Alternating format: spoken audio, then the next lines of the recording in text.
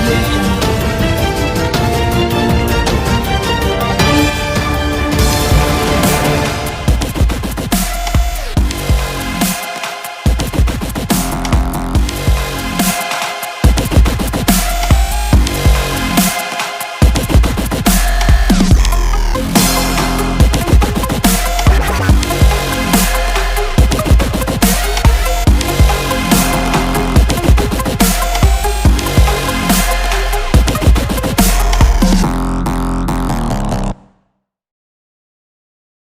गुरु के बिना ज्ञान है अधूरा। आइए करते हैं गुरु पूर्णिमा पर गुरु की आराधना। ज्योतिषाचार्य पंडित अतुल शास्त्री।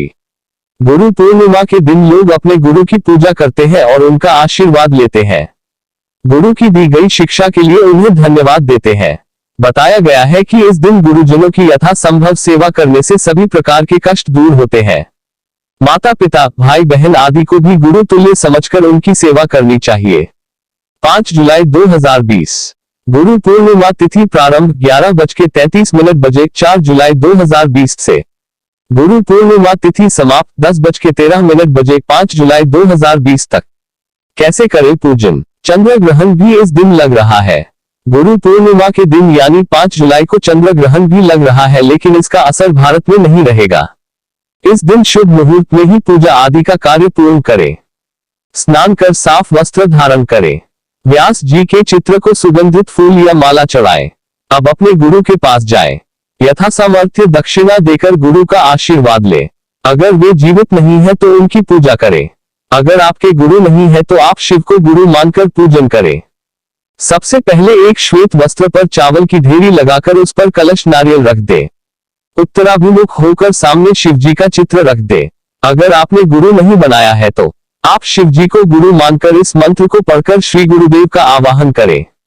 ओम वेदादि गुरुदेवाय विद्महे परम गुरुवे धीमहि तन्नो गुरु प्रचोदयात्। हे गुरुदेव, मैं आपका आह्वान करता हूँ।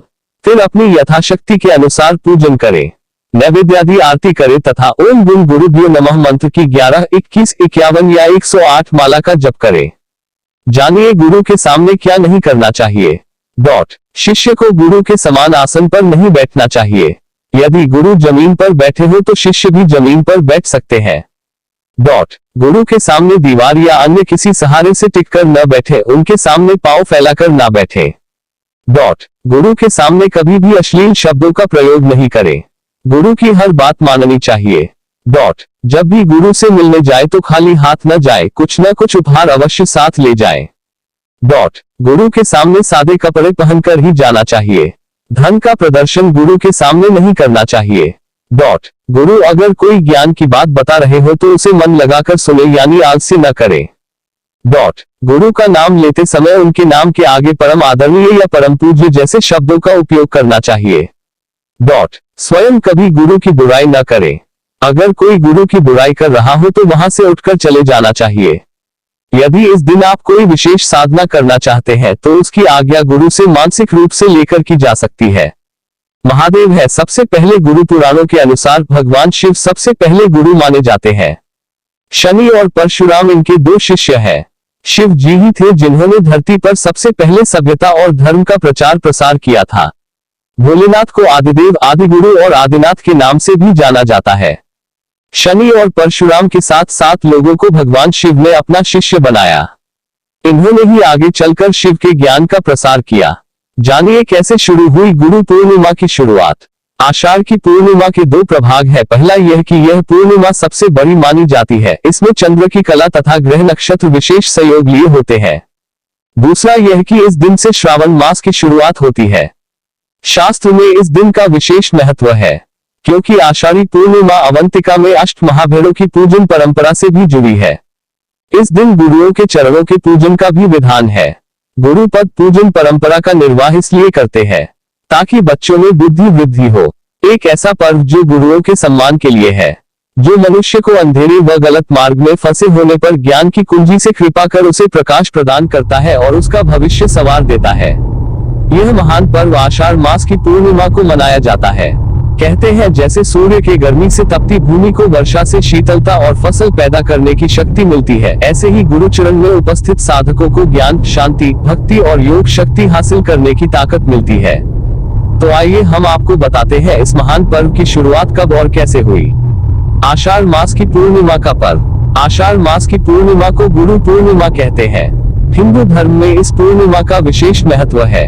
धर्म ग्रंथों के अनुसार इस दिन भगवान विष्णु के अवतार वेद व्यास जी का जन्म हुआ था। इन्होंने महाभारत आदि कई महान ग्रंथों की रचना की। कौरव पांडव आदि सभी इन्हें गुरु मानते थे, इसलिए आषाढ़ मास की पूर्णिमा को गुरु पूर्णिमा व व्यास पूर्णिमा कहा जाता है। ऐसे शुरू हुआ सम्मान। प्राचीन काल में जब बच्चे गुरुकुल या गुरु के आश्रम में शिक्षा ग्रहण करने के लिए जाते थे, उस समय बच्चों को निःशुल्क शिक्षा दी जाती थी। विद्या अध्ययन के बदले शिष्य गुरु पूर्णिमा के दिन वे श्रद्धाभाव से प्रेरित होकर अपने गुरु का पूजन करते थे। कहते हैं जिस प्रकार आषाढ़ की घटा बिना भेदभाव के सब पर जल वृष्टि कर जन जन का ताप हरती है, उसी प्रकार विश्व के सभी गुरु अपने शिष्यों पर इस पावन दिन में आशीर्वाद की वर्षा करते हैं। आषाढ़ मास की पूर्णिमा। आषाढ़ मास की पूर्णिमा को गुरु पूर्णिमा कहते हैं। इस दिन गुरु पूजा का विधान है। गुरु पूर्णिमा वर्षा ऋतु के आरंभ में आती है। इस दिन से 4 महीने तक परिव्राजक साधु संत एक ही स्थान पर रहकर ज्ञान की गंगा बहाते हैं। ये 4 महीने मौसम की दृष्टि से भी सर्वश्रेष्ठ होते हैं। न अधिक गर्मी और न अधिक सर्दी, इसलिए अध्ययन के लिए उपयुक्त माने गए हैं। जैसे सूर्य के ताप से तप्त भूमि को वर्षा से शीतलता एवं फसल पैदा करने की शक्ति मिलती है, वैसे ही गुरु चरणों में उपस्थित साधकों को ज्ञान, शांति, भक्ति और योग शक्ति प्राप्त करने की शक्ति मिलती है। गुरु पूर्णिमा के दिन गुरु को अपने राशि अनुसार उपहार देने का भी विशेष महत्व है। जानिए राशि अनुसार गुरु को क्या उपहार दे। 1. मेष, तुला, मकर व कर्क राशि वाले लोग अपने गुरु को सफेद कपड़े, चावल, सफेद मिठाई या अन्य कोई सफेद वस्तु उपहार में दे सकते हैं। 2. वृषभ, सिंह, वृश्चिक व कुंभ राशि वाले अपने गुरु को लाल कपड़े, लाल फल, अनाज भेंट कर सकते हैं। इससे इन्हें शुभ फल प्राप्त हो सकते हैं। 3. मिथुन, कन्या, धनु व मीन राशि वाले लोग अपने गुरु को पीले रंग के फल, कपड़े, मिठाई आदि चीजें उपहार में देंगे तो शुभ रहेगा। ज्योतिष सेवा केंद्र, ज्योतिषाचार्य पंडित अतुल शास्त्री, 9820